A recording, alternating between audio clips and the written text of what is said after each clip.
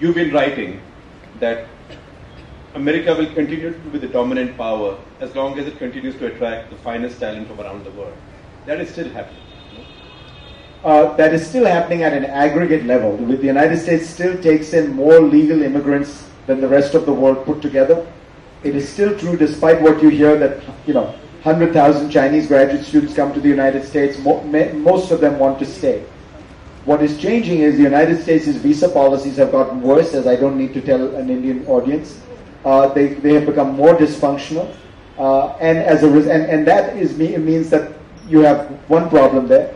The Chinese government certainly has become much more clever at attracting talent back home at the very highest levels, but of course that's the level at which you want it. So the absolute top student is now offered his own research lab or is offered a job at Microsoft, but at the Beijing office of Microsoft rather than the Washington office of Microsoft. The second piece is the other countries have gotten much better at this. The country that has really reformed itself and really copied from the United States is Canada.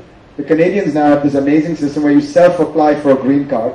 You don't even need a job. And if you have a PhD in science, basically that gets you enough points that you can almost get the green card without having even a job. And it doesn't tie so that once these people are there, they then are creative, they're entrepreneurial. Microsoft has a research office in Vancouver.